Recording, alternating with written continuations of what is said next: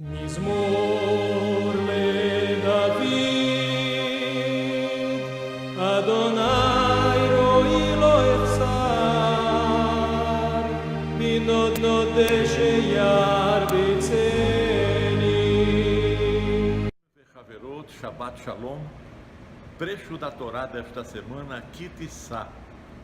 Kitissá, uma perashá que contém vários assuntos, iniciando logo com aquele Mahasita Shekel, aquela colaboração de meio shekel, que nós lemos em Shabbat Shekalim, lembram disso, né? Mas agora é o trecho da Torá completo. Mahasita Shekel era uma colaboração que era dada de meio shekel, servia como um censo. Todos, pessoas de 20 anos em diante, participavam com esse meio shekel para um censo do povo de Israel. E também isso servia para as despesas do templo. Então diz lá, aquele que possui mais não pode dar mais de meio shekel.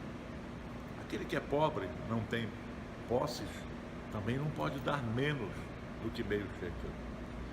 E tem uma explicação muito interessante dos Chachamim que falam sobre isso, mas por quê?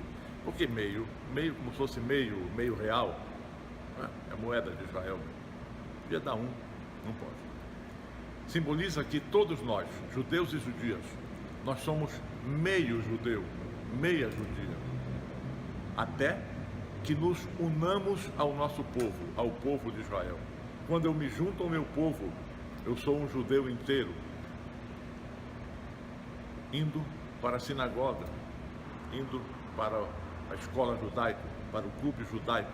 Eu tenho que me unir ao meu povo. Aí o judeu é um judeu inteiro, a judia é uma judia inteira. Então é um simbolismo muito importante do meio shekel, que é a participação que nós tínhamos nesse período, agora, entrando antes do mês de Adar. Servia para as despesas do templo. Mas um outro ponto importante, e é colocado como talvez o episódio mais chocante que nós temos aí no relato da Torá, e se encontra em Kitissá, trata do Het HaEgel, daquele pecado do bezerro de ouro. Sabemos que Moshe Rabbeinu estava no monte, ele foi em busca das pedras, as duas tábuas da lei. O povo não conseguiu esperar.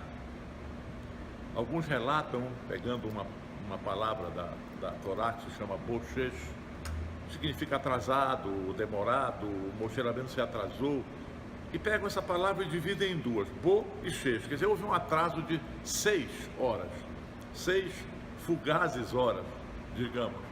Mas isso foi o bastante para que aquele povo, recém-saído das alturas do Sinai, colocados novamente naquela arena do cotidiano e ainda impregnados pela idolatria que viveram tantos anos no Egito, e ainda impregnados pelo excesso, o Erefrat, aquelas outras pessoas que estavam lá. Não era só o povo judeu. Junto com o povo judeu e acompanhando, digamos, pegando uma carona na liberdade do povo judeu, outros povos escravos do Egito também seguiram o caminho. Estavam ali junto. Esse povo é bom. Esse povo tem um senhor ali que tem um cajado, era Moshe Rabbeinu. Esse homem aí é um grande feiticeiro, eles entendiam dessa forma. E o povo judeu embarcou nessa canoa. E aí veio o pecado seríssimo do bezerro de ouro. A história a gente sabe, Moshe Rabbeinu desceu do monte, quebrou as tábuas, moeu o bezerro, tudo isso aconteceu. E ele tem aquela parte que ele pede a Deus muito. Deus ficou muito zangado com o povo, queria destruir o povo, queria fazer de Moisés o novo povo de Israel, e Moshe não aceitou. Moshe Rabbeinu não aceitou, e falando no bom sentido com Deus, convenceu a Deus que realmente ele precisava interceder pelo povo.